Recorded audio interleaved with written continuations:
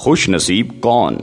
चौधरी साहब, आप कहाँ फिर रहे हैं? मैंने चौंक कर आवाज की तरफ देखा। सामने गेट था और वहाँ एक बारे शख्स खड़ा था। मैंने हंसकर जवाब दिया, वॉक कर रहा हूँ। आप यहाँ क्या करते हैं? उसने खुश दिली से जवाब दिया, मैं इस फार्म हाउस का केयर टेकर हूँ। मैंने फार्म हाउस पर नजर दौड़ाई। वो बाहर से रकबे और तामीर दोनों लिहाज से बड़ा दिखाई दे रहा था। मैंने पूछा, ये किसका फार्म हाउस है? उसने हंसकर जवाब दिया, मालिक कराची रहते हैं और टेक्सटाइल का बिजनेस करते हैं। मैंने पूछा, क्या साहब आते रहते हैं? उसने जवाब दिया, साल में एक आध बार आते हैं और वो भी 2 या 3 दिन के लिए। उसने मुझे अंदर चलने की दावत दी और मैंने वो दावत कबूल कर ली। गेट खुला तो अंदर की दुनिया ही और थी। वसी लॉन्स, जंगल जैसा घना बाग, फलदार पौधे और उन पर मनों के हिसाब से फल। स्विमिंग पूल भी था और पूल के साथ हवेली नुमा तवील और अरीस इमारत थी। पीछे 3 ऑस्ट्रेलियन गायें भी बंधी हुई थीं। फार्म हाउस पूरा महल था। मुझे इमारत, लॉन्स और बागों ने अपने शहर में ले लिया और मैं देर तक उस जगह की तारीफ करता रहा। मुझे साथ साथ मालिक की बदकिस्मती पर भी अफसोस हो रहा था। उसने इतने चाव से ऐसी खूबसूरत प्रॉपर्टी बनाई, लेकिन वो उसको एंजॉय नहीं कर सका। वो साल में एक आध बार आता है और 2-3 बेआराम रातें गुजार कर चला जाता है, बेचारा। मैंने केयर टेकर से पूछा, आपके साहब कैसे लोग हैं?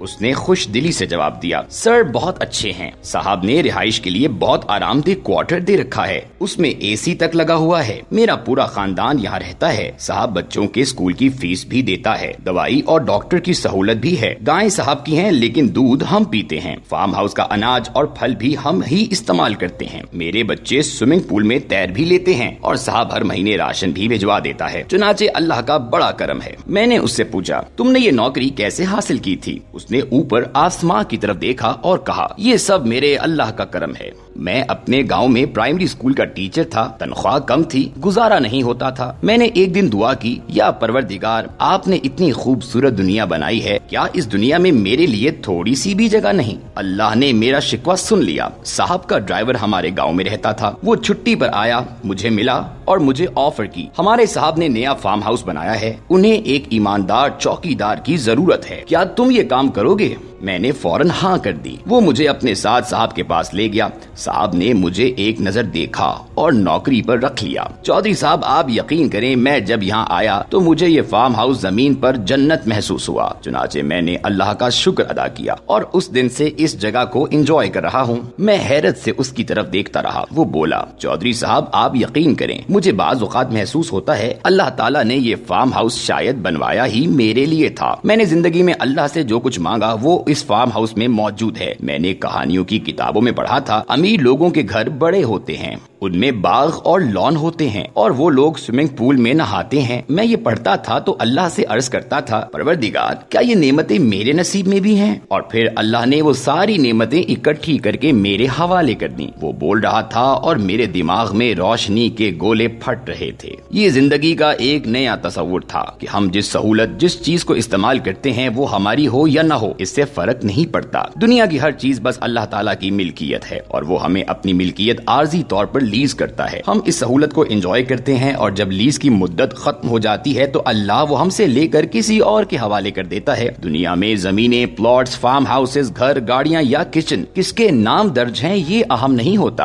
अहम ये होता है इन सहूलतों को इस्तेमाल कौन कर रहा है। आप गाड़ी ही को ले लें, आप 5 करोड़ रुपए की गाड़ी खरीदते हैं, लेकिन ये सहूलत इस्तेमाल कौन करता है? आपका ड्राइवर। लिहाजा हम कह सकते हैं अल्लाह ताला ने ड्राइवर को 1 पैसा लगाए बगैर 5 करोड़ रुपए की गाड़ी भी दे दी और उसे गाड़ी के पेट्रोल और मेंटेनेंस के खर्च से भी आजाद कर दिया। गाड़ी को एंजॉय वो करता है और उसमें पेट्रोल आप डलवाते हैं। आप इसी तरह 10, 15, 20 करोड़ रुपए का घर बनाते हैं, लेकिन उसे एंजॉय आपका किराएदार करता है या फिर आपके मुलाजिमीन। किचन आपका होता है, उसके लिए सौदा सल्फ भी आप खरीदते हैं, लेकिन खाना आपके मुलाजिमीन एंजॉय करते हैं। 50-60 करोड़ रुपए का फार्म हाउस आप बनाते हैं, लेकिन इसका फायदा आपके मुलाजिमीन उठाते हैं। और अमेरिका और लंदन से कपड़े आप खरीदते हैं, जर्मन और स्विस कंपनियों के जूते आप लाते हैं, लेकिन इन्हें इस्तेमाल वो लोग करते हैं जिन्हें इनकी वैल्यू तक मालूम नहीं होती। और दिन रात मेहनत आप करते हैं, मगर इस मेहनत का असल फायदा उन लोगों को पहुंचता है जिनका इस मेहनत में जर्रा बराबर अमल नहीं होता। आपकी मेहनत का असल फायदा आपके चौकीदार, ड्राइवर, खानसामा और हेल्पर उठाते हैं। आपने कभी सोचा ऐसा क्यों होता है? ये सब अल्लाह का करम है। वो किसी न किसी की दुआ सुनकर उसे हमारी जिम्मेदारी में में दे देता है और हम उसके लिए दिन रात काम करते रहते हैं। हम उसके लिए धड़ाधड़ महंगी चीजें खरीदते रहते हैं। आप जरा सोचिए, दुनिया की वो तमाम सहूलतें जो हमारे खाते में दर्ज हैं, उनके मालिक हम हैं या फिर वो लोग जो सहूलतों से लुत्फ उठा रहे हैं। काम मैं करता हूँ, बिजली का बिल मैं देता हूँ, लेकिन पंखे, हीटर और फ्रिज को एंजॉय मेरा चौकीदार, ड्राइवर, हेल्पर और कुक करता है। घर मैं बनाता हूँ, लेकिन उसमें रहते दूसरे लोग हैं। वो इस सहूलत के लिए 1 रुपया भी अदा नहीं करते। जहाज जहांगीर तरीन खरीदते हैं, वो इसके लिए गालियां भी खाते हैं, जुर्माने भी अदा करते हैं और मेंटेनेंस कॉस्ट भी बर्दाश्त करते हैं, लेकिन उस जहाज को एंजॉय कैप्टन और क्रू करता है।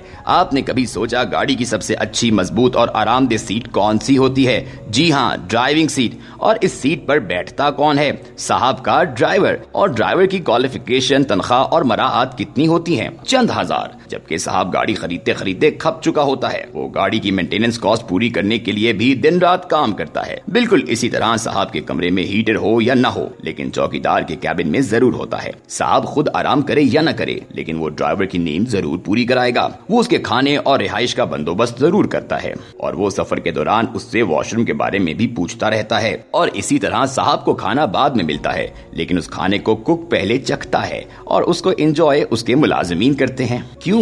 क्योंकि साहब लोग खाना सिर्फ देखते हैं, खाना खाना उनके नसीब में नहीं होता। लिहाजा आप फिर एक सवाल का जवाब दें, खुश नसीब कौन है, आप या आपके मुलाजिमीन? आप यकीन करें, कमाना और कमाई को एंजॉय करना ये दोनों मुख्तलिफ चीजें होती हैं। ये जरूरी नहीं होता। हम कमा रहे हैं तो अल्लाह ने हमारे नसीब में उसे एंजॉय करना भी लिख दिया है। अल्लाह ताला अक्सर औकात गाँव या कच्ची बस्ती में बैठे किसी गरीब की दुआ सुन लेता है और वो हमें कमाने और बनाने पर लगा देता है और हमारे बनाए और कमाए हुए को कोई दूसरा एंजॉय करता रहता है। और वो जब एंजॉय करके थक जाता है तो हमारे जहन में एक छोटा सा ख्याल आता है और हम अपने महल बेचकर आगे चल पड़ते हैं और उन महलों में फिर कोई और अल्लाह दित्ता, मोहम्मद बशीर या नूरुद्दीन बस जाता है। चुनाचे मेरा मशवरा है, आप जब भी दुआ करें, पाने या कमाने की ना करें, सहूलत को इस्तेमाल करने की करें। आप ज्यादा फायदे में रहेंगे, आप खुश नसीब हो जाएंगे।